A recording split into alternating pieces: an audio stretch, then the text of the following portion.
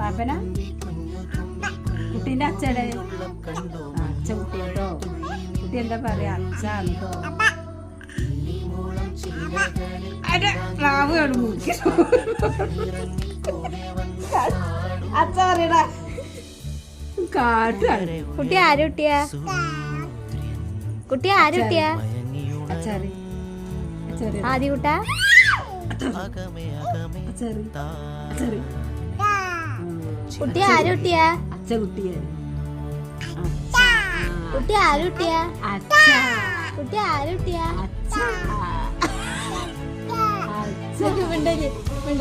കുട്ടി ആര് കുട്ടിയാ?